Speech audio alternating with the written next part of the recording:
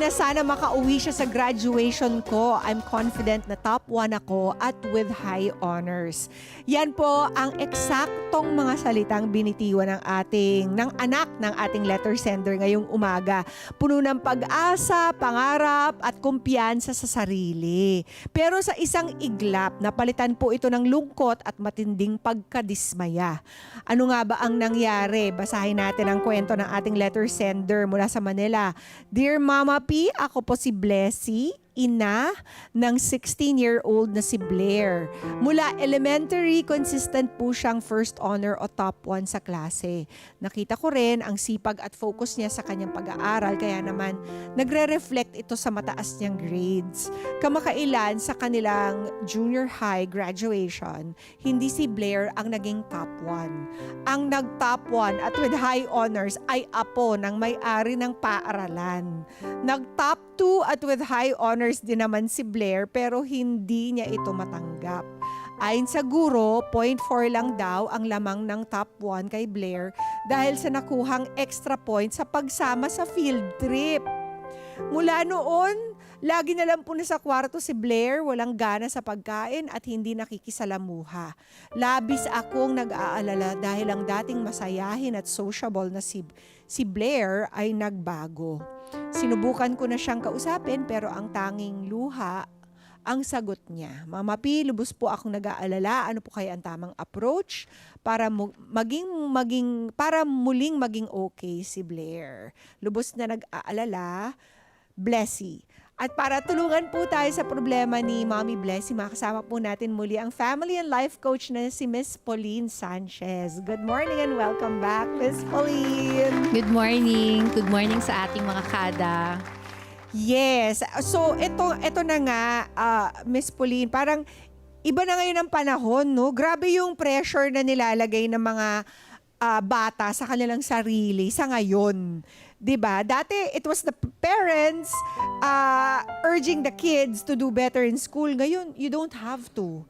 What you have to deal with is when they get disappointed and not get the goals that they put on themselves. Paano ba naging ganun, Miss Pauline? What happened?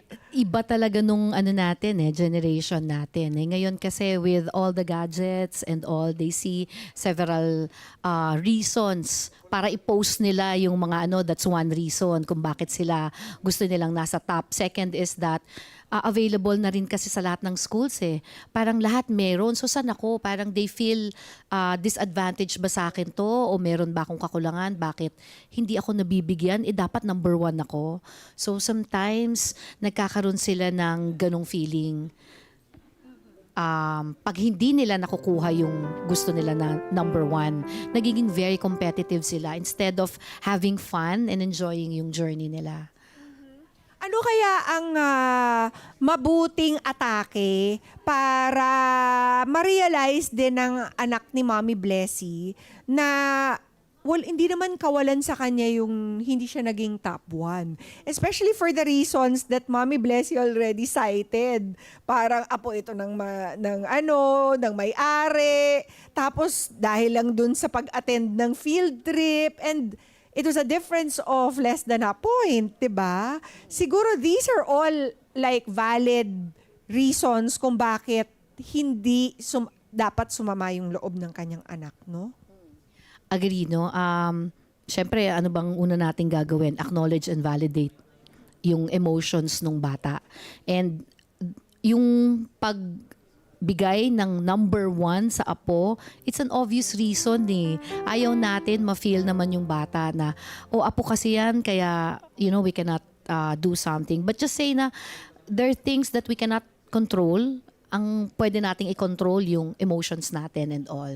So, let the process of that emotions take place and then set back ka muna and then pwede mo ulit siyang bigyan ng other options or advices such as redefine mo ano ba ang top 1. Ano ba ang top 1?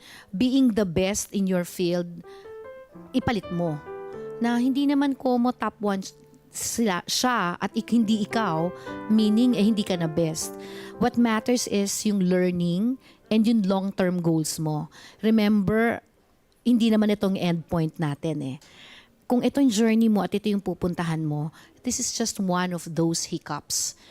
1. 2, junior high school. Meron ka pang senior high school, may college ka pa, minsan nagma-masters ka pa.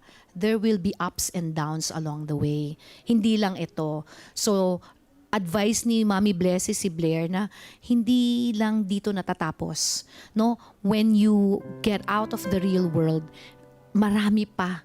These are just hiccups na dapat mong daanan. That's not the end of your journey. Continue to be happy. I know na medyo masakit kasi may frustrations, may sadness siyang nararamdaman, di ba?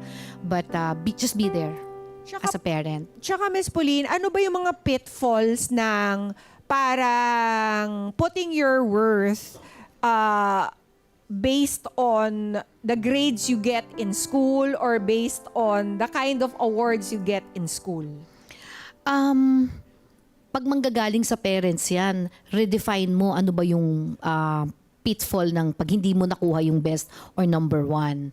And then focus ka doon sa efforts na ginawa niya.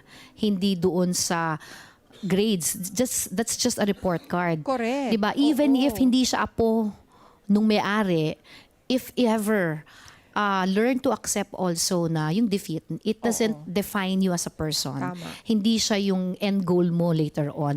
And hindi naman yung ginawa mong magaganda, hindi na na-recognize. So you have to also recognize yung ano ba yung mga efforts niya ginawa, di ba? Rather than focusing on the rank.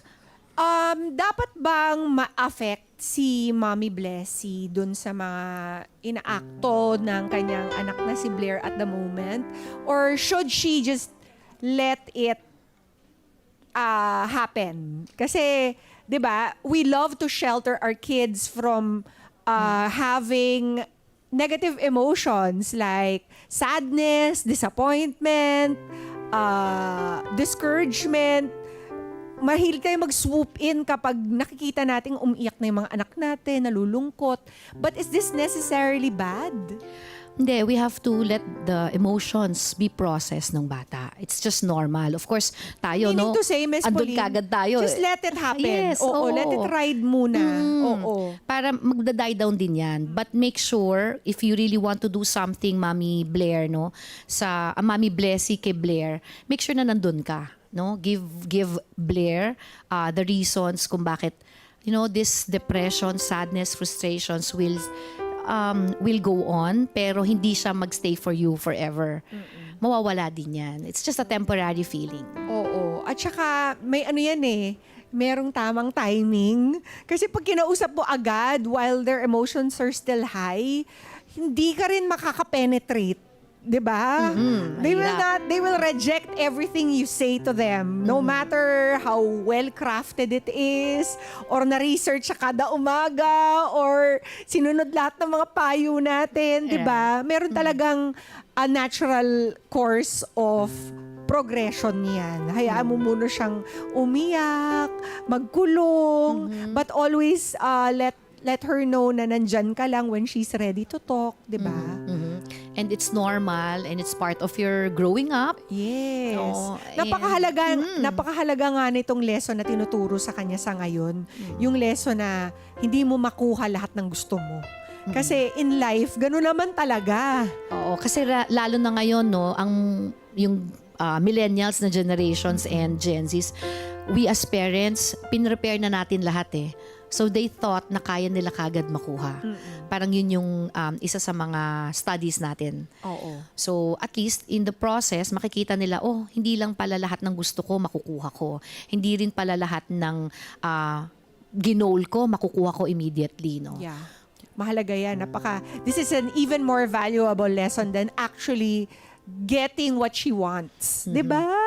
Ano ba, Miss Pauline, ang magandang maipayo natin kay Mommy Blessy about kung paano maiwasan bigyan ng pressure ang ating mga anak nang hindi about schoolwork, nang hindi naman sila nagpapabaya. Yung parang there's a